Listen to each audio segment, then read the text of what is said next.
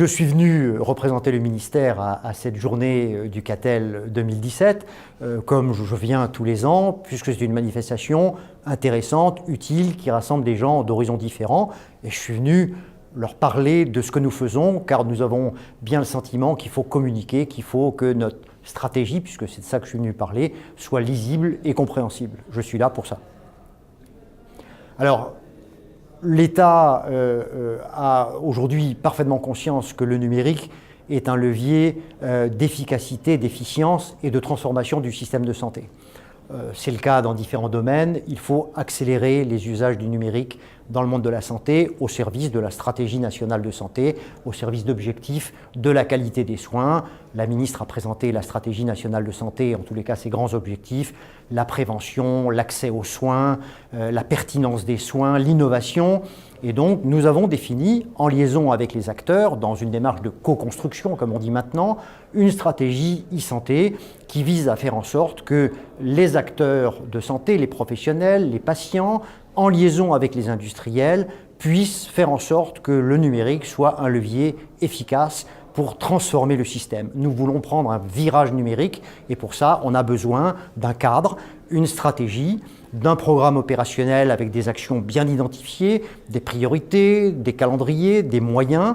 Et nous devons mobiliser l'ensemble des acteurs en évitant les cloisonnements que nous connaissons bien, les amener à converger vers des objectifs et à utiliser le numérique pour avoir des pratiques différentes, avoir des outils désormais d'aide à la décision, des instruments qui leur permettent de collaborer, d'assurer la coordination des soins sur le terrain. Nous avons mis déjà des programmes importants, hôpital numérique, territoire de soins numériques. Désormais, il faut que tout ça se fasse dans une approche globale, cohérente et avec des axes d'innovation qui vont permettre d'aller plus loin. L'innovation est un enjeu majeur, il faut d'ailleurs favoriser l'innovation, accélérer son déploiement, permettre l'accès au marché de l'innovation et faire en sorte qu'elle apporte aux professionnels, je pense aux médecins, mais à tous les professionnels, qu'elle apporte aussi aux patients des instruments pour que le système soit plus efficient. Des instruments d'aide à la décision médicale, d'accès à la connaissance, des instruments de collaboration. On parle aujourd'hui beaucoup du big data et de l'intelligence artificielle. C'est tout simplement mieux utiliser les données existantes, les utiliser en masse pour permettre de développer des algorithmes qui vont permettre d'utiliser des outils pour rendre le système plus efficace. Donc une stratégie, un plan d'action. Je suis venu le présenter aujourd'hui parce qu'il faut qu'il soit connu. Notre stratégie doit être lisible, mais l'essentiel, c'est que ce programme soit mis en œuvre concrètement, produise des effets, que nous puissions mesurer les résultats de l'impact de ces opérations, les nouveaux outils des professionnels, la démocratie sanitaire et le numérique au service des patients, l'innovation, la santé publique, tout ça doit bénéficier des leviers du numérique. C'est l'objectif de notre stratégie et de notre programme opérationnel. Aujourd'hui, le numérique en santé repose largement sur des financements publics.